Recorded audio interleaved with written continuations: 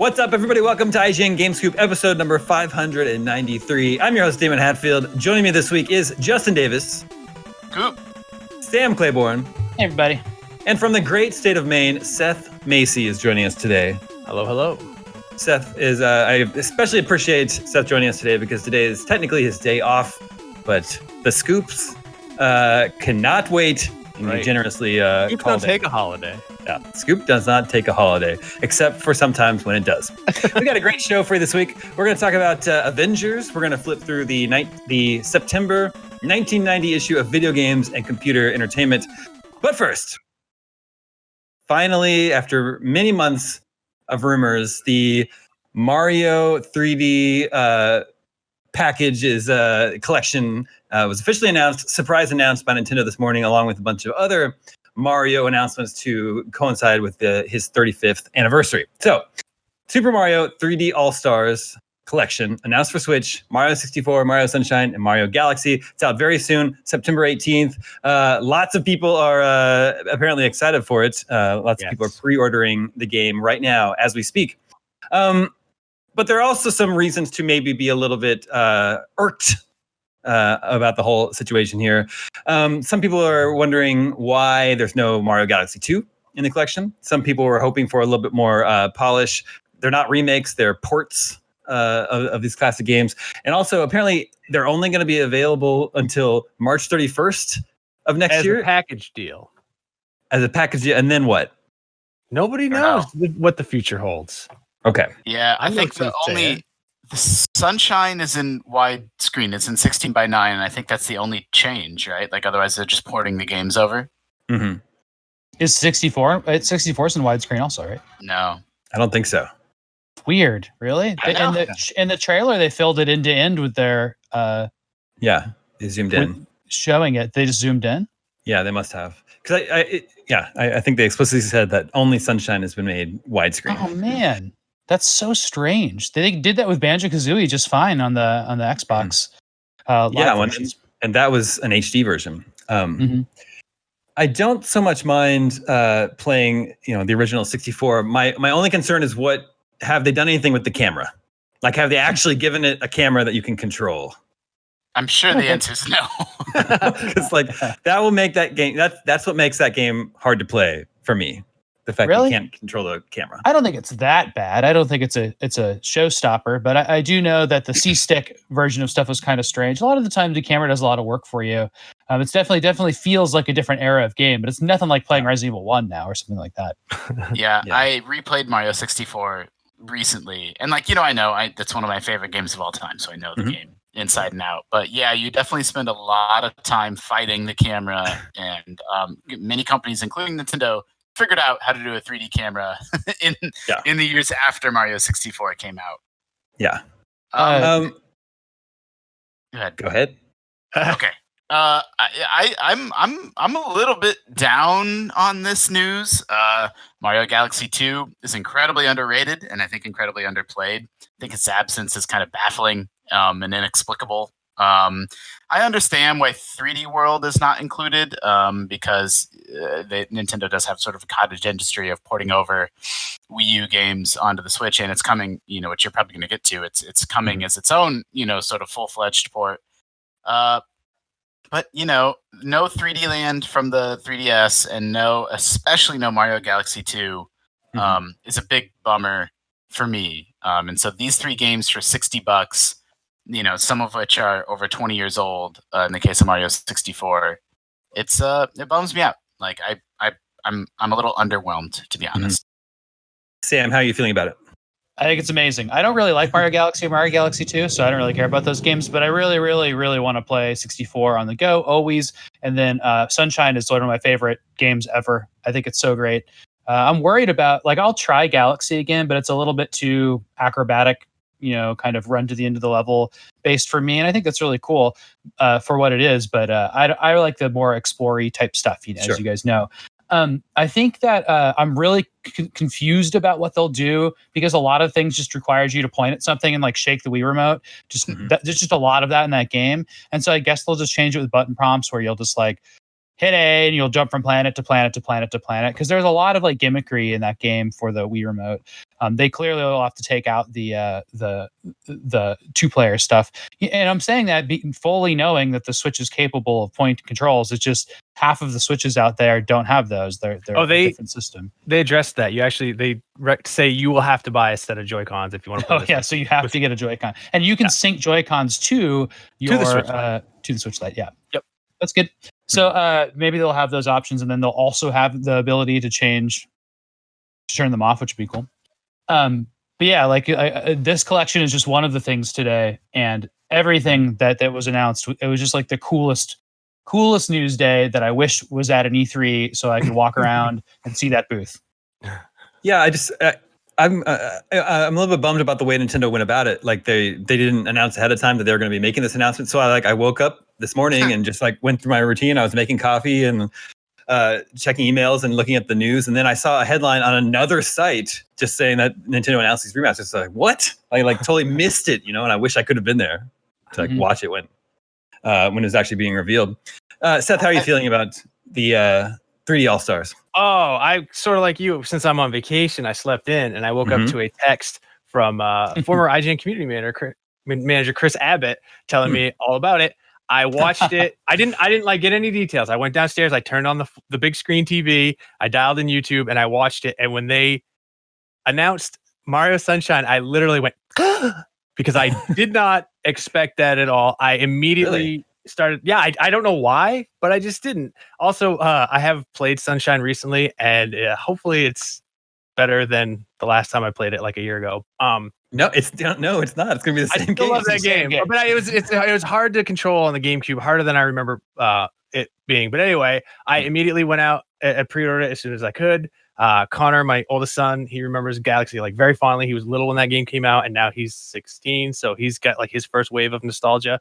And then I went on Twitter to express my joy, and everybody on Twitter was complaining about Mario and how it wasn't their Nintendo dreams come true. And I remembered why I don't use Twitter very often anymore. Well, yeah, that was me. I saw you later on after I posted, like everyone is just trying to find fault in this beautiful thing that Nintendo has given us. And then I see Justin, who, full disclosure, is my boss, also complaining about it. So I wasn't subtweeting you, Justin. I was just subtweeting literally everyone else online.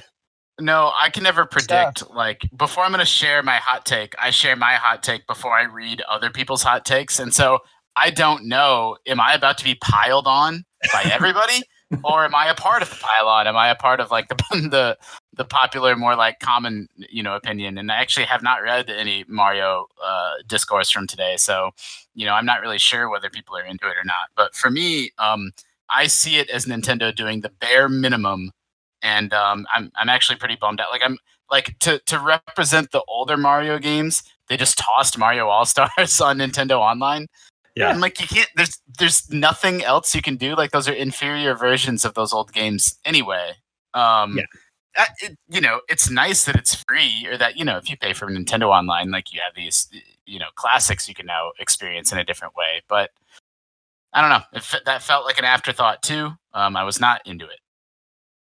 Yeah, the Game & Watch is amazing. I think every time they alter a Super Mario Brothers game and add things to it from the 80s, that's the coolest thing ever. NES remix style. I think that's amazing to be releasing a piece of hardware that's Game & Watch branded too. Love that. I love the pin collecting meta game that's happening around this all. That's really cool for me. And then I thought that the additions to Super Mario 3D World, the Bowser's Rage, is that what it's called? Yeah, Bowser's Fury. Whatever that is, was like the coolest glimpse at anything. I love how that looks. I thought that looked so cool, and I don't know, like the way they separated the camera out in that and showed it, like it didn't look like that 3D world style, and so I don't really know what it is. Clearly, it's some kind of Cat Mario themed platformer. But I'm super into that idea, and I like the idea of Bowser being mad. I think he's very funny when he's mad. So that was really cool. They're just like, I was endlessly excited about all the stuff today, and I didn't. The trilogy pack was like probably like one of the things I was just like, oh, that's just a cool addition. I didn't realize it'd be such a focus of everybody's attention. Yeah, I think that's like the main thing that everyone's been waiting on for all these months of these rumors. Not a Game & Watch? No, I don't think so. Although I think it's cool that the Game & Watch apparently has 35 secrets for people to find.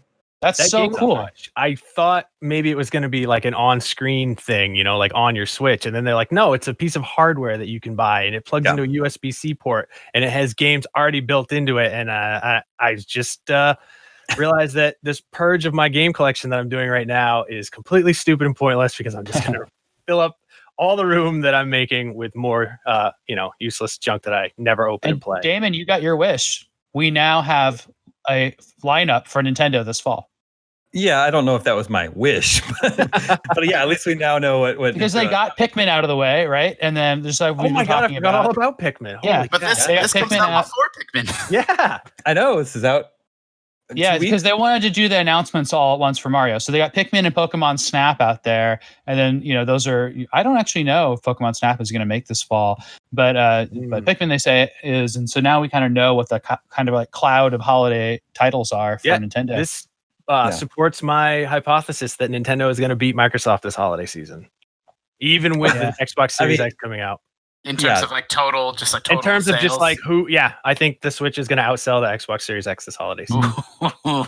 I mean, I really do. That's a spicy prediction. I don't get joy from saying these things. Like these are just things that I feel in my gut. Sure. I mean, depending on how limited PS5 is, I don't know. Maybe Switch will outsell the PS5 as well. I mean, only if it's limited by supply. Like, there's no stopping the PS5, unfortunately. Although the Switch is also kind of limited by supply. That is very true. Yes. Now we kind of know what E3 would have looked like for Nintendo. Oh my god, it would have been so cool. As a side quest, Seth, you just mentioned that you're selling a bunch of games. I saw you posting about that on Twitter. Why are you doing that? It doesn't seem like a smart idea. I'll tell you the story because a lot of these games I bought because I had to have them, and then I just put them on the shelf and never, like some of these I've never even opened the boxes, and then other games I bought at GameStop at the end of the DS life cycle, knowing that they would increase in value. So I was speculating on video games, and I think I might have outpaced the stock market. Not sure. I'll have to look into it a little further. Okay, well that makes sense. I'm glad. Sam, I'm glad you're so excited about this. Not everyone is as excited, including our listener / viewer, Andrew, who wrote us this morning to say, Nintendo, so damn frustrating sometimes. They always seem to find a way to come up just short of expectations. After a year of little to no news coming from Nintendo, I've been pumped over the rumors of a Mario 64 release on Switch. After today's announcement, I'm completely let down that what we're getting is basically an N64 port. I was hoping for something closer to a remaster that would have at least somewhat modern graphics. It's my own fault for setting those expectations, but at the same time, I'm tired of Nintendo selling us the same games over and over and over again. This is $60 for 13, 18, and 24-year-old games. I understand remasters cost more to make, and from Nintendo's perspective, what's the point if people are willing to buy the old games anyway? But come on, it's frustrating that such a core part of Nintendo's business is selling nostalgia trips to gamers that grew up with an NES or Super NES, Nintendo 64. At some point, Nintendo deserves more backlash than they get. But anyway, I have a pre-order to go place. There you go. That's why they do it. Everyone does this. They're like, oh my god, Nintendo, they're doing it to us again. Like while they're at the register at GameStop signing their credit card slip. They're like, I can't believe I'm buying this game again. It's like, no kidding. The only difference is, do you have a smile on your face or a frown on your face when you take your wallet out? Yeah. There's a lot of discounting here of this being like finally a good way to play 3D games from Nintendo on a plane. Yes. It's or just at all. You don't have to hook up your Wii. They just wouldn't port this stuff to 3DS. I don't know why. They wouldn't. But now you can. It also didn't have analog sticks and stuff like that, right? But now it does. And like the Switch is like, that's such like a permanent desert island game for me, Mario 64. And then I really like Sunshine. I played it again recently. As I said, it's one of my favorite games. And maybe control wise will be improved. That's what I'm hoping. The Switch. It's just hard. That game's hard. Like controlling some of the later Flood stuff where you like blast off with the rocket. And then when they take away Flood, of course, it's hard too. But yeah, the Flood controls are like really pressure sensitive. And it's just like that game is overthought. It's really interesting. I don't think I've played it since I got it when it first came out. And I don't think I've played it since then. And I remember the water was amazing to me at the time in 2002. Best water I had ever seen. We'll see how it looks in 2020. My memory, I'm curious to revisit it because I actually like exploration-based Mario games more too. But my memory is that it's like 60 good stars, then 60 like kind of bad ones. So, curious to see whether I still feel that way in 2020. That nighttime mushroom level is so cool. And then we haven't even mentioned Super Mario Brothers 35. Yep. Oh my god, I forgot all The about it. new great. Battle So does Royale. And we haven't mentioned the Mario Kart too. So like the Battle Royale, I think it's hard for me to wrap my head around like what that game is. I guess it just gets hard really fast by throwing in like, more bloopers than usual. But I really liked Bloopers. the Tetris model for this. Yeah. And I think that's just like, it's just cool to see like there's almost a series developing out of because it just has a lot of features of that, right? It's laid out the same way, and Yeah. it just has it looks like the same production. It's really cool. Like this is a series now, and you can play it for 5 months. Yeah. Yeah. Also weird that it's apparently a limited time thing, because Tetris 99 is not. But Super Mario Brothers 35 is with 35 players, and in case you hadn't seen the trailer, everyone is it the actual levels from Super it just Mario starts Brothers, that way. or is it procedurally generated? Unclear. I don't know if it's procedurally generated, but there's stuff that doesn't exist in Super Mario Brothers that happens really quickly, and you can see like again like a million enemies thrown at you at once. Yeah, and when you defeat enemies, you send them to the other players, just like you do Tetris blocks in Tetris 99. So. That's so smart. That's what the original Nintendo Versus cabinet for Super Mario Brothers should have been. That's what Versus Super Mario Brothers should have been. Yeah. Mm-hmm. And that's out October 1st. And then next year, February 12th, is the Super Mario 3D World with the expansion Bowser's Fury. Ooh. He's furious. Yeah. Man. That's so far from now. Like, it's a long time. It's way past the 35th anniversary too. Yes, it is. Do we get a release date for the Mario Kart stuff? I need the Mario Kart stuff explained to me. Oh, it looks so cool. You get these little Mario Karts, and they have a camera on them. And then you build a racetrack in your physical house and then, race it around. And the camera, it's like AR, right? So what you're seeing on your Switch screen is, power-ups and other digital racers racing around your actual house with your actual real toy Mario Kart. But your Switch is remote controlling those carts. Yeah, right. And, and the way you don't have to look at them. You can just stare at your screen while they in real life go around your house. Yeah. So is there a game that you buy or download, or like some sort of software? Yeah, because that's what you're controlling the carts with, a kind of a visual representation of its camera. And then as Justin's saying, like if you get squirted with slime, your wheels like get like a debuff on them and they start going slower in real life. But on the screen, it shows like gunk all over your wheels. Yeah. And your friends can bring theirs over and you can competitively race with your real life toys. And if you throw a virtual shell, their real life toy will stop because it got hit. Just like it's extremely cool. Yeah. Seems great. Do you buy the carts separately like Amiibo? We don't know. Ooh, we know that Best Buy has a placeholder page up that says $99, but it's not for sale and no one else has that yet. So we don't really know that much about how it's going to be sold. Do we know when it's out? I don't remember. Okay. Nobody knows. I'll look it up. Okay. I don't remember if that one got a release date or not. All right. So like the way this all shakes out for me, I'm glad to have this stuff. I would rather have it than not, but a little disappointed with the way Nintendo went about it, with the way they went about announcing it, and the way the effort that they put into the packages, like the 3D All-Stars. I do want to say on Mario Kart Live, my reaction was, this looks super cool and awesome. I live in a small apartment with carpet, so that's that. You need the big wheel version of them. Yeah. Well, but, so that's off-road. I know. So there's a lot we don't know about it. You don't buy the track. It's not like a track. It's a little virtual gates. track. It's like you set up the gates, and the gates sort of tell the game where the track is supposed to be. And it looks like you're supposed to do it based on configurations that are kind of preset. Yeah. But that's unclear too. Justin, you're just gonna have to sit up in your kitchen. It's October 16th this year. No way. Cool. Yeah. Cool, right? Wow. Which is like a week before Pikmin. Is that right? Yeah. Something like that. Yeah. So we're getting you can 3D All-Stars, Mario Brothers 35, Mario Kart Live, and then Pikmin 3. Guys, the cat videos are going to be so good. They're going to be so good. They will. They did a cute thing in the video where like the track is all virtual, right? So it's like, but the kids and the actors set up like playing cards and other stuff to sort of like make a track along the edge of the area that you're allowed to race in. It's very charming. Cool. And it'd be cool if you don't have room in your apartment to do something like this. When summer comes back around, or if you live in a warmer place, you can do this outside. Yeah, as long as your air isn't toxic to breathe. Yeah, as long as there's not fire smoke particulates.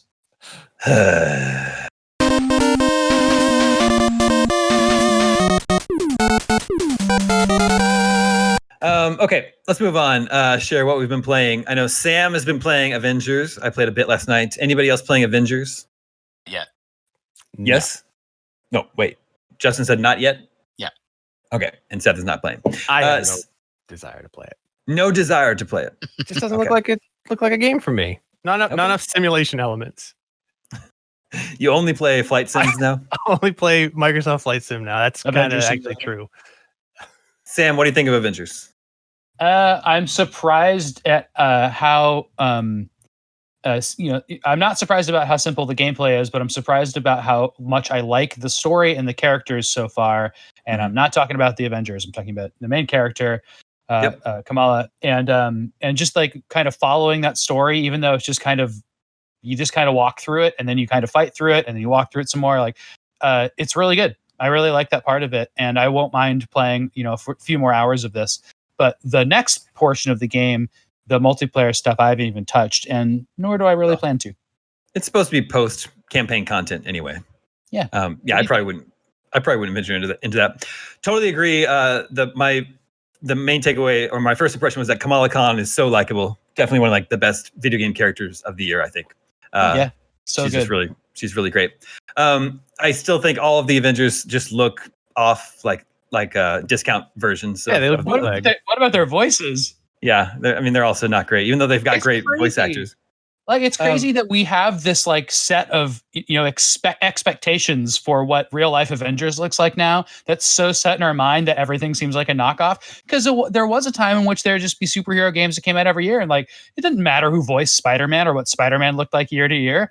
It just didn't matter. It's like, oh yeah, this is Spider-Man. But now we cannot separate ourselves out from these 30 movies.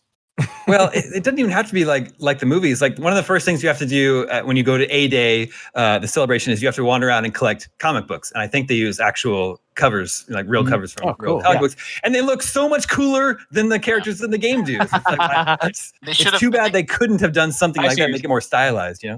They should have made the in-game Avengers look more different. They're too close. They're too like make them older or younger, or change more about them from the MCU versions. Yeah, they're the uncanny Avengers. Yeah. They look very much like there was a lot of back and forth between the licensee and the licensor on designs, and that was like the most diluted, watered down version they could get, where everyone just threw their arms up and said, "Fine." Yeah, I've been interested in seeing, like, it's not been a secret that Kamala Khan is the main character of, you're following the story through her eyes, but nor have they really talked, like, they're also not leaning into that marketing or messaging. And so seeing people on social media like pick up on that and understand that, like, oh, like, this is who you're primarily following, has been really interesting for me to see. Yeah. I really like the character. The combat's fun enough for me to keep playing, at least for a while. There's like little elements of Tomb Raider in there because it's Crystal Dynamics. A lot of the traversal stuff, like the way that Kamala scuttles up walls and stuff, is very Lara Croft-ish. That's true. I didn't think about it that way. And then, of course, like just the writing is on the level with Crystal Dynamics stuff, right? And just like the way that it's put together. That's really true. So yeah, I wonder about the rest of it, and I wonder about who the audience is for this game, because it has gotten a very negative reception in places that I've seen it, be either reviewed or footage shown of it or anything. There's just like this big backlash. But I think this game is for kids. I think it's more like a Lego game, and I think like kids would like it. Yeah, it's not stupid. It's just for kids. It's a different. There isn't a bigger property out there than the Avengers. I feel like they just like they tried to do too much with this game. They should have just focused on made it a single player game or make it a multiplayer game. Don't try to make it everything and have 7 different types of in-game currency and a long roadmap of characters that they're going to be adding down the road. When you forget that this game exists and say, they're making, Square Enix and Crystal's making an Avengers game. Like, this is not the game that you picture. It's a very, very different product. Yeah. But the part that I've played so far is, so I'm really happy that it's not just the standalone Anthem knockoff. That is good. That is a good thing. And so and I hope there's enough of it there for me to end up recommending it for people that don't like the Anthem Destiny style of game that this, the other half of it is. But I haven't played enough of it yet to report back yet. There is an odd thing I noticed. All of us have been covering this game for a long time on IGM. What is this game's official title? Marvel's The Avengers? Yeah. Well, no, we've been writing Marvel's Avengers. There's no the. There's no the? So all this time, Marvel's Avengers. The title screen is just Marvel Avengers. There's no apostrophe S. I gotta check now. Yeah, it's very confusing. Maybe the title screen's wrong. They got to update the title. They got to patch the title screen. Patch it out, yeah. Retailers, again, maybe they're wrong, but they say Marvel's apostrophe S Avengers. That's what we've been typing on the site. That's what our object is. And also the box just says Avengers. Yeah. There's no Marvel? Well, it's got the Marvel logo. Yeah. I think Square Enix calls it Marvel's Adventures. When we're corresponding with them. What was I going to say? Oh yeah, our reviewer played a lot of the beta, and Tony Stark has some bad jokes in this. Like, it's not the best example of the writing in the game, and he suspects at this point that they toned down the jokes after the beta. So I got a joke patch. Okay. Well, they removed some of the jokes. We'll report back on that. Okay. The official name of Spider-Man is Marvel's Spider-Man on PS4 too. So this may just be some Marvel, some requirement of their games. Yeah, maybe it's because they have the Marvel logo. They didn't want to add an apostrophe S to the logo. Maybe. I just it's exactly like I'm looking on my screen at Avengers box art and title and Spider-Man, and they're the exact same with the red Marvel logo and Spider-Man. But then the text says Marvel's Spider-Man. It's crazy. The problem is that there's just other Spider-Men out there in the world, and they just have to distinguish themselves. Anyway, Justin, you're still playing Lord of the Rings Online? Yeah, I am. I'm doing this. So I said a few weeks ago that I was outside Moria and going into Moria. I was wrong. I was in a different part of the Misty Mountains, but now I really am outside Moria. And it's really funny, Elrond and everyone in Rivendell, they sent this host of elves after the Fellowship, basically to clean up after them. They're like, look, these hobbits are idiots. They keep leaving, handkerchiefs and different things around and not covering their tracks.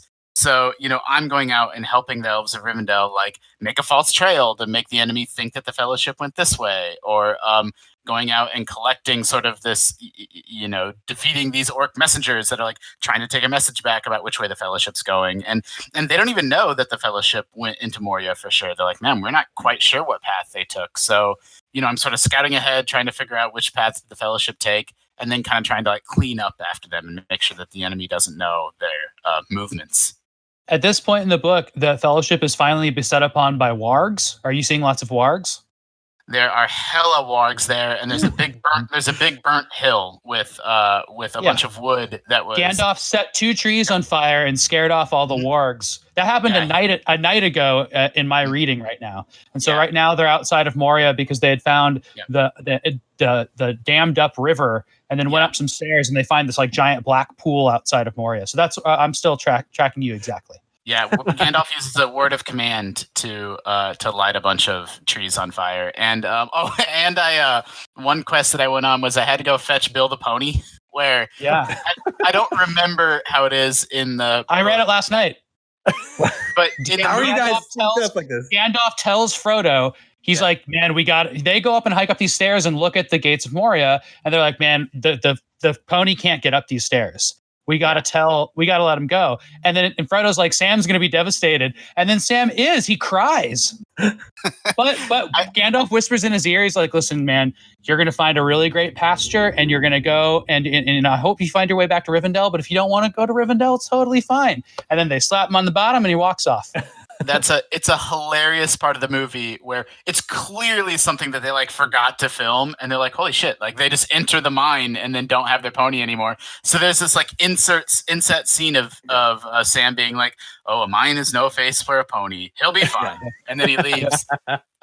And so in the game, the pony's freaking out and is surrounded by wargs and is about to be eaten. Right. And so because they're running from wolves to get into Moria. Like that's what's happening. Yeah. They didn't run from a sea monster? No, that hasn't happened yet. Yeah. Oh, okay. And so I rescue Bill the pony from these wolves. That's great. Well, I'm glad. And I still want to give another shout out to Spiritfarer. I talked about it on the show a few weeks ago. The game is great. It probably is still my game of the year so far. It's crazy long. It's like 30 hours long. And the only reason I put it down is it was actually kind of unstable. Like it crashed my Switch probably 3 times. And it was like a known. They're like, oh, we're going to patch it. We're so sorry. And I think that patch came out yesterday. So I'm going to try to finish up the last 6 hours or so of that game that I have. But I just cannot say enough good things about it. It's incredible. Don't sleep on Spiritfarer. It's not just on the Switch; it's on everything. Yeah, it's actually on Game Pass too. I was thinking about checking out Spiritfarer, but Pear told me it's not a Dama game, so I don't know. Now I don't know what to think. I may agree with that, but it may supersede. Like sometimes something's good enough that even if you're not a fan of the genre, if you have Game Pass, you should at least check it out. Seth, are you actually playing Flight Simulator still? Yeah, that's all I do. That's all I play is Flight Simulator. I've gotten to the point where I've turned all the assists off, which means you start at the gate and you have to call catering and a truck comes out and they shoot that thing up and they load some food in and then you call luggage and the luggage comes. And this is all while you have to go through your checklist and switch every switch on to get the engines started. And then you call tower, you have them push you back from the gate. Oh, wait, I'm sorry. You have to have the gate come in and then call to have it pushed back out again. And then they will push you onto the taxiway. Taxi, full instruction from the towers, take off. It's awesome.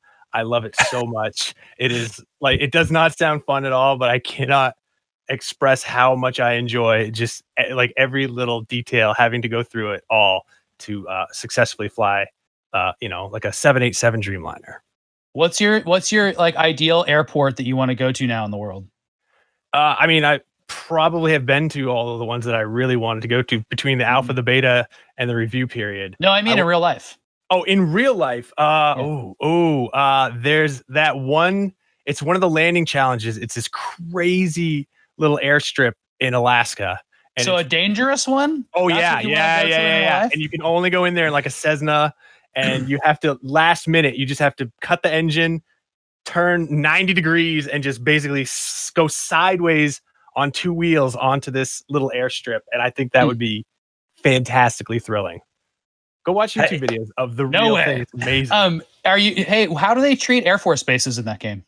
You can land on an Air Force. You can land on any airstrip that exists in the world that they have, so all 37,000. So like no one's going to try and shoot you down. Nobody's going to try to shoot you down if you land at Area 51. No one tried to shoot me down when I left from Pyongyang, North Korea, and landed in Seoul, South Korea, in a flight of brotherhood, I called it, to like top-down representations of Air Force bases, like top secret and stuff too. Well, I mean, it just renders whatever it sees on the satellite or the phototelemetric. It just renders, the algorithm just renders buildings there. Yeah. It's like, okay, this is probably a hangar. Here's our generic hangar 35, and it just renders. For Davis Monthan, does it have like the whole like rows and rows? You can fly over the boneyard. Yeah, it's amazing. Yeah. That's a lot of what I do. Is I just fly places where I used to live because I'm an old man now. That's an Air Force base in Tucson that we both know very well. Yes. Wow. In the game, Seth, have you landed in Antarctica? No, I've only taken off from Antarctica, and I forgot to de-ice, and I crashed into the ocean and died.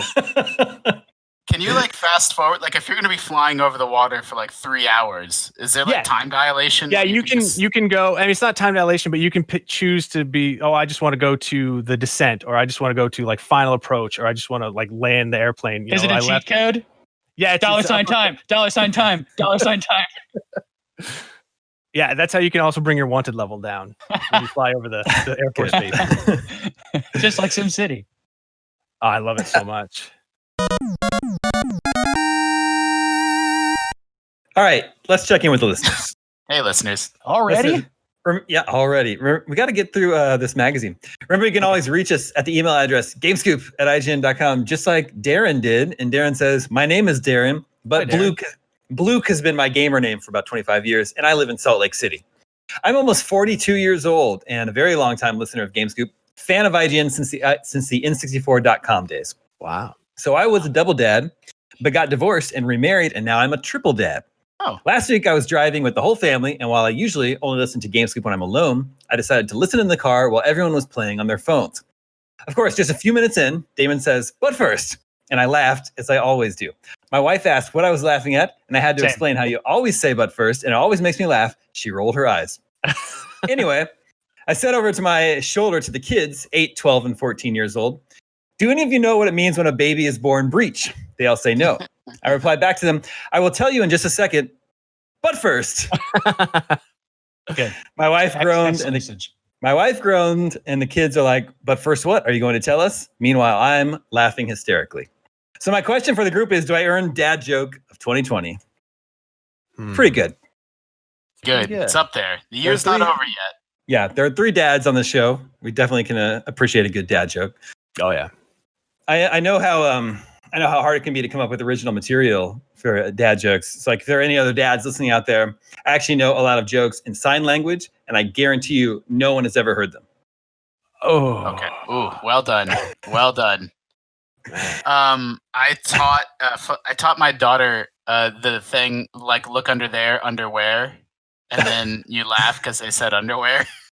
Yeah. And she's 6, and now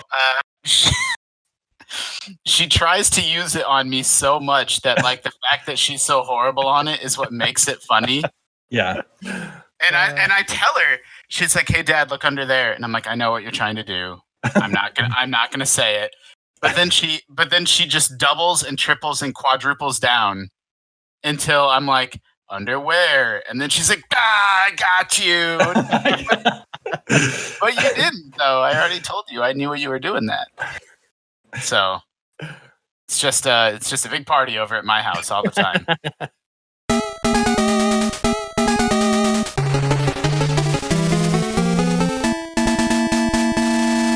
All right, I'm trying to share my screen with you. Can you see this? I We have can to watch it. Watch stream. Click on that. Got it. Oh, I didn't. Got it? Yeah, got the there's this big green monster.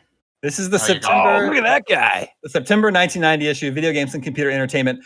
I don't know what this is supposed to represent. In the bottom left, it says they've got maps and tips for Newtopia, which is a Zelda-like on TurboGrafx. TurboGrafx, yeah, it's on the mini. Yeah, but what game is this? I mean, I maybe think- this is Newtopia. I don't know. Maybe this is the Game Genie. Yeah, that's what I was thinking. Maybe it is. They talk about Game Genie. This is 1990, so that was very new.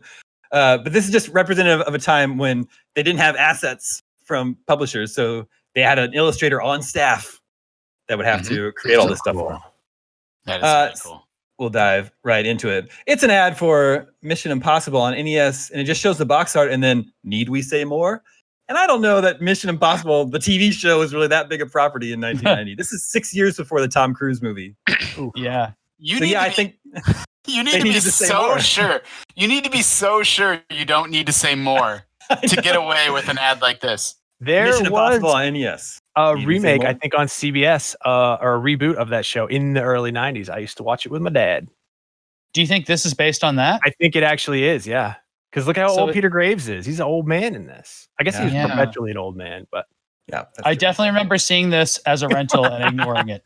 Yeah, I never Yeah. played this one for sure. This is an ad for a sound card. wow. LAPC1 Or LSD. is a music synthesizer card, which, when you stick it into your computer, takes the pitifully anemic sounds computer games offer up and turns them into something quite extraordinary. Yeah. Something you don't really see that often. An ad, a TurboGrafx ad to help bonk the bad guys, and you could win a TurboGrafx 16. It says, what's the most outrageous person you know of? Who's the most outrageous person you know of? What's the dumbest thing you've ever seen? Tell video games and computer entertainment, and you could win an outrageous new NEC TurboGrafx 16 video game system. Cool.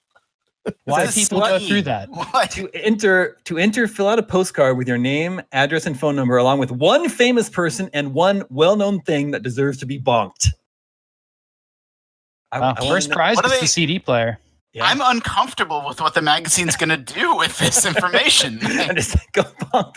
It says there are plenty. Bonk knows there are plenty of dumb, wild, and radical things to bonk, like athletes who use drugs, stupid TV programs, and people who drink and drive. Yeah, well, I agree with that. Yeah, he's not wrong. Bonk all those things. I also Bonk that. I smell a new weekly segment. Who's gonna get bonked this week? Bonk that. Yeah, we should. That gives a whole new meaning to help bonk the bad guys, doesn't it? We do need a new weekly segment. What should bonk that. this week? Oh my goodness. A delicious looking cucumber appetizer was just delivered to me. Ooh. Okay, here's the reader mail. A Nintendo fan speaks out. I've been a subscriber for 3 months now. Have been reading your magazine for the past year or so. You're by far the most mature of the magazines. I'm 26. Apparently, your editors despise Nintendo. It's very obvious with the constant and annoying barrage of negative comments about Nintendo. I've put up with it long enough without saying anything. Well, I want more Nintendo. Knock off the whining, please. I've had my NES for 2 years, and I love it. Yeah. I find it ironic that you would stab in the back the very company that has put home video games back where it is today. I considered buying a Genesis or TurboGrafx 16, but the Genesis has no game selection. 9 games at last count at Toys R Us. These are the games Toys R Us has.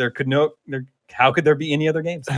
I buy 2 to 3 games a month, so the Genesis was out of the question. And the TG16 isn't even a 16-bitter. What a joke. Oh, man. Get with it, NEC. Bring on this 32-bit I keep hearing about. That will open some eyes. I guess when the Super Famicom comes out, that will put to rest what the best machine is, won't it? Personally, I'm in no hurry to get the Super Famicom because the new chip technology, the graphics have gotten incredible in the last 6 months or so. He's talking about new chips added to NES cards at that, or around 1990, and I think this letter is a full page of this magazine. I know. That's called an op-ed. Your June issue prompted me to write this letter. Here's what I feel the average NES player would say to the comments of the editors and readers. So I think he's now going to respond to letters from that magazine. So one of them is, I used to own an NES, but after getting burned once too often by games, not nearly worth what I paid for them, I sold the system. Our writer says, too bad. Most players read as many reviews as they can get their hands on, or wait a couple of weeks after the game comes out, then rent it to make sure they like it. Another comment he's responding to goes, wait. What? Is he like play rolling? Yeah, yes. People and editor answers now? He's answering the editor's complaints with his own bolstering of Nintendo or entertainment system. He's responding to reader mail from a few issues ago. People who are writing in complaining about Nintendo. Let's move on. This, like Sam pointed out, this is a whole page He's mad of this issue. Quite a rant. Here's a 16-bit convert. They said about 3 weeks ago, I purchased probably the best NES cart to date, Super Mario Bros. 3, and was really not impressed. Wow. I don't know. Seems to be some conflicting information there. So I sold my system and all my games and got a Genesis. It was more than worth it. For $10 more than Super Mario Bros. 3, I got Revenge of Shinobi. It's about 20 times better than Super Mario Bros. 3. I don't know about that. Widely regarded. Lost. All hail Genesis. Genesis. We got Revenge of Shinobi. Better game than Super Mario Bros. 3. It does what Nintendo don't. Mm-hmm. People were very impressed by Ninja graphics at that time. I can attest to that. That is very true. This is an ad for Wizardry on the NES, and it's just a black screen with a warning, video game general's warning. Wizardry is for serious game players only, guaranteed to stretch the limits of your imagination, period. Oh, wow. But I don't think... It's like a cigarette pack warning.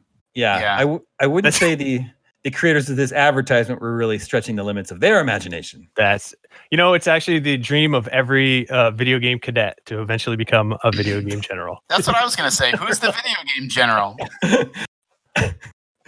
Let's see. A couple more letters here. This one's worried about too many mistakes in games. Says, I love your magazine. It's the best on the market. I have a problem with video game companies. I guess you could call it an editing problem. I recently bought Tecmo's World Wrestling for my NES. It's a fun game, but it has the worst grammar I've seen in a game. Problems like, you'll have to get past me, P-A-S-S-E-D, and other strangely arranged phrases and misspellings. I admit I'm not an expert on grammar, but it detracts from gameplay. And that isn't the only game with errors either. In Metal Gear, when Solid Snake enters a truck that starts moving, he says, oh, the truck have started to move. Mhm. Also, in Exodus Ultima, a prisoner says, I am ashamed of my... says, I am ashamed of my crines. Now, some of these programmers may be I feel Japanese. asleep. Some of these programmers may be Japanese, and direct translations may not work correctly in the game, but they should at least get help. And I just think it's funny. What does the magazine say about that? It says, thanks for your observations, Michael. Hopefully, game companies will start being a little more careful about what appears on a game screen. With the illiteracy rate already so high and some consumer groups objecting to electronic gaming as bad for our youth, the video game industry doesn't need heat because of misspellings and poor grammar. Oh, wow. Me fail English? That's impossible. I'm so happy we have localization now, and it's all thanks to angry parents.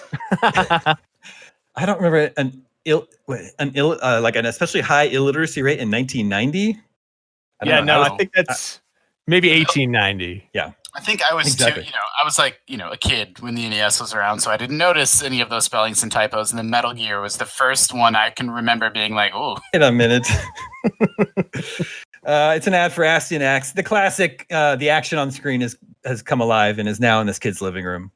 Yeah, look at how stoked that kid is, though. Yeah, but so what's a little unclear to me is that his TV's off. So I don't know, did like the electricity short out and then the characters popped out, or Damon, the dragon burned the TV until it stopped working. That's true. This kid's NES is like behind him on the coffee table. So there's no way it could reach the TV clear across the room all the way over there. No. And he's also I'm sure there's an accessory that allowed you to extend your cord for like 8 feet or something like that. He's been snacking while he's playing. He's got a bowl of potato chips, but he's being very messy. And there's chips all over the table. And there's like a half-eaten apple that's gotten all brown. He's left it out for too Your long. house is going to look like that in 4 years. Yeah, for sure. I hope it includes the scene that's happening here with the knight and the dragon. Yeah, the skeleton. I have no jokes to make about this ad. It's just awesome. This is It really is. Ninja game Wrath of the Black Manta. I actually ducked for a second when it came up on screen because I thought that shuriken was coming right at me. It's just a ninja jumping and throwing a throwing star right at the viewer. This Wrath of the Black Manta ad is 20 times better than the Mario 3 ad I saw earlier. The Mario 3 ad? Because it has ninjas. Because it has a really high def ninja. There's a new pinball machine featured roller games. You know this one, Sam? Rock roller games. Rock yeah, I and do. roller games. It's the latest pinball from so Williams. this game has 2 different versions of the back glass, one with lady players and one with men players. Cool. Does the men player turn suggestively like that lady player is down on the right? I think it's equally as sexy. There's a magnet that stops the ball by the upper right flipper, and then so you can like whack it really easily with the upper right flipper. It's pretty fun. But yeah, a post-apocalyptic rollerblade based pinball machine. What's not to like? Based on a TV show, I believe. Yes, that is actually my friend had a tape of a full episode of roller games that he uploaded to YouTube, so you can watch it. It was what would disappoint us because we would be hoping for American Gladiators, and instead we'd get roller games. It's an ad for Target Renegade on NES, which I guess I never realized was a sequel to the original Renegade. I didn't know that either. Yeah, it's from Taito. I think it's just a brawler. I never played this one, but a very cool box art. Arg! Yeah, and they've just tried to recreate the box art here admirably, I think. Yeah. Do you think when they take a picture of a guy jump kicking like that he's just lying on the ground? Dropping out. Well, he's definitely not flying. He's like way above skyscrapers in the middle of a city. Yeah. There. Yeah. I mean, in world, I think he's like maybe, jumping like on the top of a train or something like that, like Bad Dudes. Remember, this is 1990. There's a little news item in here about how Atari is continuing support for 2600 and 7800. Oof. The 2600 would have been 13 years old at this point. Yeah. I know late 80s Atari games. I can't name a 90s one. They have 5 2600 games coming out this year. Ikari Warriors, including Ikari Warriors, which It's an amazing game. I probably wouldn't want to play it on 2600. No. No. Did that really come out on the 2600? They also got I'm Clax, looking it up. apparently. Clax came to 2600. I just can't imagine like the blocks spinning the way they're supposed to on the 2600. Wow. You know, Double Dragon came out in the 2600. Yes, it did. They've got a report from the summer CES, which is what this is what E3 was before there was E3. This is where video games would show off all their stuff at the CES, which continues to this day now that there's E3. Well, there used to be E3. So the report from Sega is the Sega booth was hopping to the sounds of Michael Jackson's "Smooth Criminal," as well as Sega's latest slogan, "Genesis does what Nintendo don't." It was new to them. It was new to them then. In 1990, that seems very early for that. Yeah. I mean, would VG&C lie to us? The Genesis was out then, and the Super Nintendo was not out yet. So that's probably Damon, got that ball this is rolling. important. Yeah. This is what Clax looks like on the Atari 2600. Well, hold on. I'm full screen right now, so I can't. Okay. I can only see the magazine. Well, show me after the magazine. Okay, it's just a bunch of.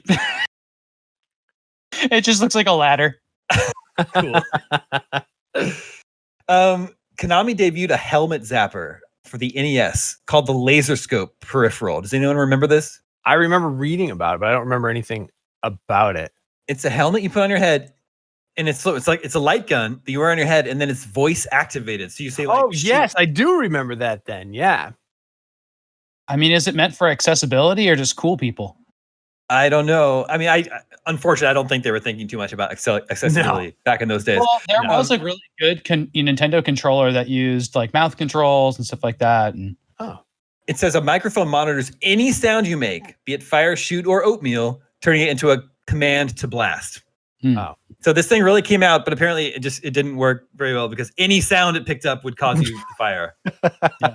And I should clarify, I'm looking at a guy that's shouting in a chair, and he looks like he thinks he's really cool. I didn't mean to draw a distinction between people that might have accessibility needs and cool people. Sure. Everybody can be a cool person. Of course. There was a dual-purpose computer IBM PC that had an NES built into it. What? This is back in 1990. Oh, is that did that ever get past the prototype stage? Because now I have a new obsession. No. It's called you can look it up. It's called the Duo Computer. That is It combined an IBM PC clone and an NES game system. It says play video and computer games on the same machine. It's possible with an unusual hardware product. The Duo Computer puts a full capacity IBM PC compatible computer in the same case as an NES. Both halves of the unit can operate through a standard television set or TV monitor. Putting things in the same case as each other is not as amazing, I guess, as I once thought it was. It says you can do a TV set or a computer monitor. It's awesome. What that would keyboard looks so cool. What would the NES games have looked like on a computer monitor? They would have looked amazing. I don't know. It's just a TV. What do you mean? No, it would have been some sort of I'm just thinking of early VGA. PC games like had a very limited color palette. I don't know. That would have been played in an old phosphorus green. Oh, no. In 1990, it would have been a full color CRT. All right. And the Play Choice, if you ever want to check out what a cool, nice VGA NES game looks like, does a different type of monitor. Seth, you a fan of Bloody Wolf? I couldn't be more of a fan. Look at that. I actually don't know anything about it, but I'm a fan because of this advertisement now. Hold on. Is this one not in the TurboGrafx 16 Mini? It is not in the TurboGrafx 16 Mini. That's crazy because this has to be a top 5 TurboGrafx 16 game. Really? Is it a Contra like? It's more like it's top down, so it's more like Mercs, if you remember that game. How's it top down with that helicopter above him? I was gonna say it looks like Space Harrier. No. Okay. The helicopter, he's standing at the edge of a cliff in that screenshot, and that helicopter has come up from the cliff. Is this related to Operation Wolf? It is not related to Operation Wolf. So it's more like Mercs or more like Ikari Warriors because it's top down. Awesome game. A review of Skater Die 2. They gave it an 8 overall. That's great. I think that cutscene was in the NES. It says Skater Die 2. Well, this is the NES version though. It is. I think it was only on NES. So Skater Die 2 is wildly amusing. Stores in the mall have names like Pizza by the Ton and Just Lids. And Floor Shine Shoes. I remember it so well. Wildly amusing. Wildly. And then, of course, at the end of the review, they give the address for Electronic Arts in San Mateo, California, and their 800 number. I talked about this on GameScoop the other week. That ramp, if you go up that middle one and then you fall, if you don't make it over, your character splits in two and is decapitated. No, that sounds amazing. Oh, well, it's an awesome ramp. It's a really fun mini game. It's in the title of the game. Exactly. It surely is. This is a profile on TradeWest, which is the company that they published Double Dragon on NES. Oh yeah, that's right. So it's just a profile about how they the founder quit his job to buy a vending machine company, and then bought some arcades, and then worked their way up to licensing games for the NES. Is it the guy with the cowboy hat? Yeah, is he the one? I don't know. He's like a stereotype of like, we're putting our oil money in video games. I wore this hat the day JFK was shot, and it's always brought me good luck. Yeah, the guy in the that's the video game general. The guy in the cowboy hat is the CEO. Oh, cool. Yeah. Original art for a strategy guide on Ninja Gaiden 2. Nice. I like that. And then, of course, that comes out with all the maps that are all laid out, all the singles, actual photographs. They're all stitched together. Love it. Cool. With captions like, whoa, they're pointing to an enemy. The caption says, whoa, where did he come from? Pretty long strategy. I love this one. I guess stage 3.2 is just a big square that you have to work your way up. It's not like a long path. You're heading to the right or whatever. That's like the castles, or what are they called? The mansions in Castlevania 2. Yeah, exactly. Stitched together screenshots in old magazines.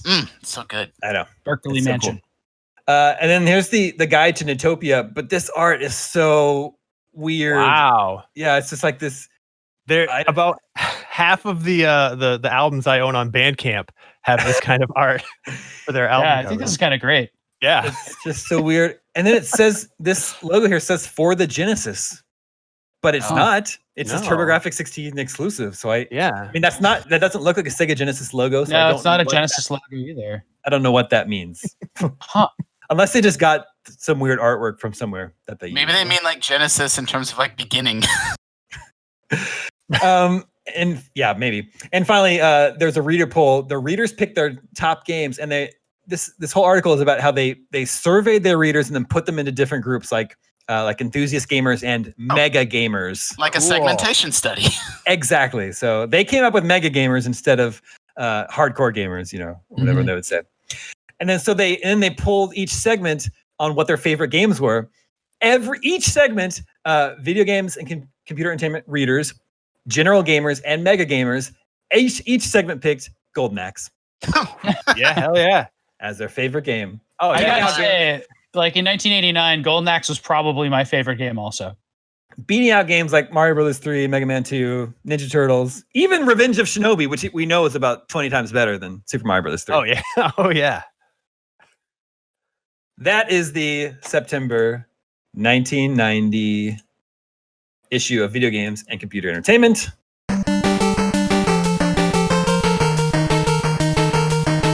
Okay, that brings us to Video Game 20 Questions. Our suggestion this week comes from Kevin Osborne. Let the questioning begin. Could this have been was it a 1990 issue of Computer and Video Game Player magazine? It's possible.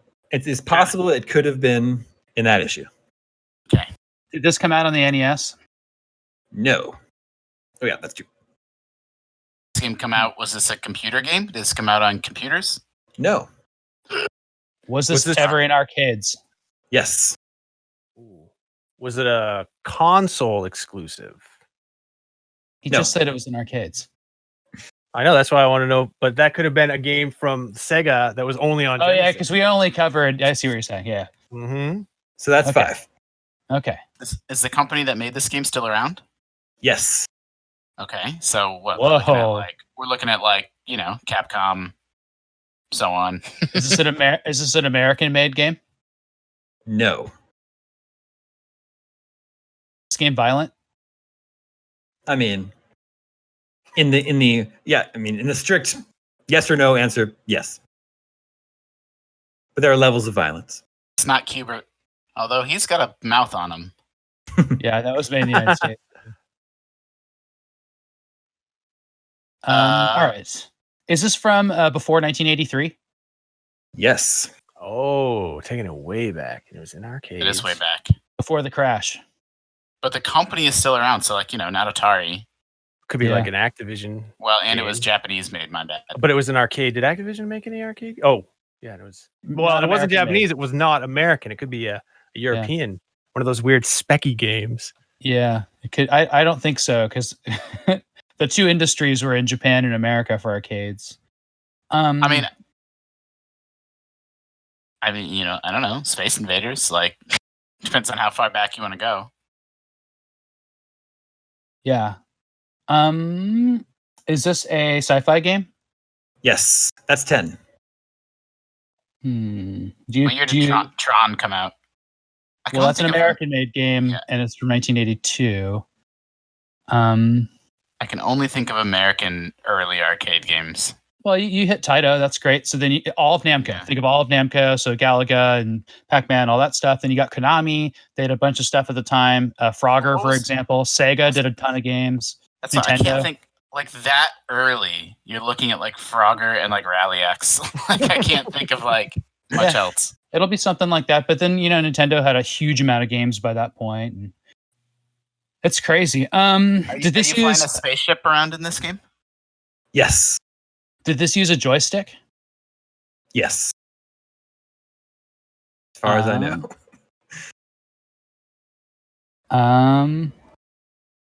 Could be Galaga. Yeah, I mean, is it a space shooter? I mean, you already know you're driving around a spaceship. Do you want to ask that question? No. Well, I mean, I guess it could be. Yeah, it's a space shooter.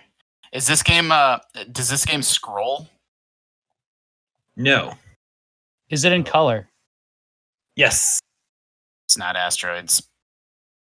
Yeah, that's Atari. Yeah, it's Atari. It's not Space Invaders either, because Space Invaders is black and white. I'm thinking about Galaga. I don't think it's Galaga because it's not scrolling, so it'd have to be Galaxian. No, but Galaga doesn't scroll. Well, I guess not. I mean, the stars go by in the background, but so does Galaxian. But I when I asked if it scrolled, I was specifically picturing Galaga in my head. I It's see a what you're saying. non-scrolling game. Yeah. Is this game made by Namco? No. That's 15. Damn it. Is it made by Taito? No. It is made in Japan, and the developer is still around. Is it made by Nintendo? Yes. Oh, Okay, so it's Radar Scope. yeah. But it could be Space Firebird or Demons. What's it called? Yeah. All right. Did this game be converted into Donkey Kong for the most part? Yes. Is it Radar Scope? Sure is. Radar Scope. Woo. From Nintendo in 1981. Single Yeah. player or two players alternating turns. Kind of cool looking. Did you see the footage of it in high score? Yeah, because it's like fixed perspective or forced perspective. Yeah. There's a game like that was more popular that kind of got around called Juno First, Mhm. which is really cool looking, which is a similar. I think Radar Scope's more of a knockoff of that. Or maybe they didn't know about each other, but they probably did. Yeah. Fun. And Nintendo just couldn't sell them. It was not a hit. So they needed something they could convert them into, and they tasked Shigeru Miyamoto with coming up with something fast. And that one's famous because it was like in the factory, so it was able to be converted to Donkey Kong's. And by the way, if you see a Donkey Kong machine and it's red, that means it was a Radar Scope. The paint is red. Now people have made those subsequently and stuff like that, but an original red machine means it has a stack of 4 game boards in it, and it's a conversion. But I was going to say, I mentioned some other games there, Space Firebird, and there's one, I forget what it's called, Demon Fire or Demon Storm or something, Space Demon, which is a great name.